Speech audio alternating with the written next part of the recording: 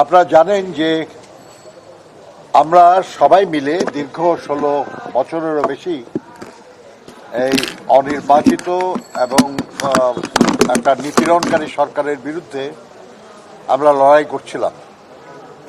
স্বৈরাচারের বিরুদ্ধে লড়াইয়ের একটা পর্যায়ে গিয়ে আমরা এক দফার আন্দোলন শুরু করেছিলাম এবং সেই এক দফা ছিল স্বৈরাচারের পতন এবং গণতন্ত্র পুনঃপ্রতিষ্ঠা।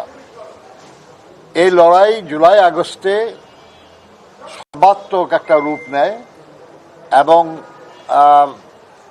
সরকার, স্বৈরাচারী সরকার ফ্যাসিবাদে পরিণত হয় এবং সেই ফ্যাসিবাদী সরকারের পতন ঘটে 5ই আগস্ট।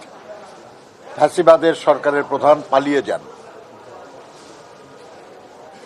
এখন আন্দোলনের একটা পর্যায়ের সমাপ্তি হয়েছে, আমরা সফল হয়েছি আল্লাহর মেহেরবানিতে, কিন্তু গণতন্ত্র পুনঃপ্রতিষ্ঠার কাজ এখনো অবশিষ্ট রয়েছে।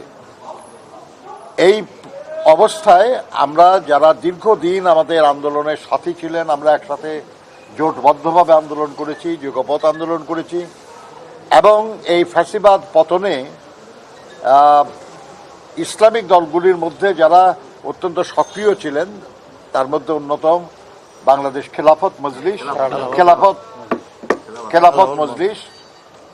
সেই খেলাফত মজলিসের মাননীয় আমির মহাসচিব সহ সিনিয়র নেতৃবৃন্দ এসেছিলেন। তাদের সঙ্গে আমাদের দলের মহাসচিব মির্জা ফখরুল ইসলাম আলমগীর সহ আমরা বসেছি, দীর্ঘ সময় আমরা আলোচনা করেছি এবং দেশে বিদ্যমান আর্থসামাজিক রাজনৈতিক পরিস্থিতি, মানুষের আকাঙ্ক্ষা এবং তা পূরণের লক্ষ্যে আমাদের কি করণীয় এ সম্পর্কে আমরা আলোচনা করেছি। আমরা কখনোই আমাদের খুব একটা দ্বিমত কখনো না, আমরা একসাথে একমত হয়েই আন্দোলন করেছি বহু বছর ধরে। কাজেই এখনো আজকে যে আলোচনা করেছি আমরা, এই আলোচনায় আমাদের তেমন কোনো দ্বিমত নাই, আমরা একমতই হয়েছি এবং যে আলোচনা হয়েছে তার আলোকে আপনারা এর আগেও দেখেছেন যখন আমরা কারোর সঙ্গে কথা বলেছি আমরা তাদেরকেই বলেছি বক্তব্যটা পেশ করার জন্য। আজকে সেই জন্য খেলাফত মজলিসের সংগ্রামী মহাসচিব ডক্টর আহমেদ আব্দুল কাদের সাহেব উনি বক্তব্য রাখবেন। এখন ডক্টর আহমেদ আব্দুল কাদের। পরে বিসমিল্লাহির রহমানির রহিম। প্রিয় সাংবাদিক বন্ধুগণ,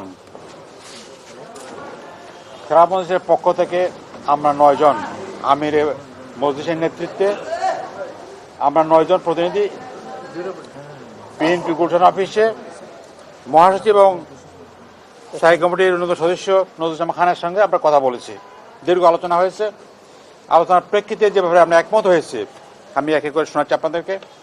1, জাতীয় ঐক্য সুসংহত করার জন্য আন্তদলীয় সংলাপকে অব্যাহত রাখা, মানে বিভিন্ন দলগুলোর মধ্যে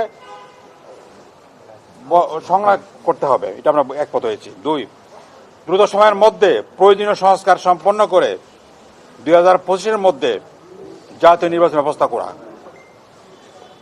3, দ্রব্যমূল্য নিয়ন্ত্রণ, আইনশৃঙ্খলা পরিস্থিতির উন্নয়নের উদ্যোগ নিতে হবে। 4, ইসলামী মূল্যবোধ সমুন্নত রাখা ও ধর্মীয় সম্প্রীতি রক্ষার জন্য সবাইকে ইতিবাচক ভূমিকা পালন করতে হবে। 5, স্বৈরাচার ফ্যাসিবাদ যাতে মাথাচাড়া দিয়ে না উঠতে পারে সেজন্য জাতীয় ঐক্য অটুট রাখতে হবে। 6, খুন, গুম, হত্যা, নির্যাতনের যারা জড়িত দ্রুত বিচার আইনের আওতায় এনে তাদের বিচার ব্যবস্থা করা। 7, আওয়ামী সরকারের সময় আলেম, ওলামা ও রাজনৈতিক নেতা কর্মীদের উপর দায়েরকৃত সকল মিথ্যা মামলা দ্রুত প্রত্যাহার করতে হবে। এই 4টি পয়েন্টে আমরা একমত হয়েছি এবং এর আলোকে আমরা সামনে কাজ করবো ইনশাআল্লাহ। বিশেষ করে ইসলামী দলগুলোর মধ্যে ঐক্য সাধন করা এবং সবাইকে নিয়ে জাতীয় ঐক্য সাধন করা। জাতীয় ঐক্য হচ্ছে 5ই আগস্ট যে ঐক্যটা হয়েছিল এটা অটুট রাখা, কারণ ইতিমধ্যে কিছু ভিন্ন চিত্র আমি দেখতে পাচ্ছি। এই জন্য আমরা তখন হচ্ছে বিভেদ ঐক্য, জাতির স্বার্থে আজকে ঐক্য করা জরুরি বিষয় আমরা মনে করি। এই জন্য আমরা বিএনপির সঙ্গে আলাপ করতে এসেছি এবং আলাপ করে আমরা এবারে একমত হয়েছি।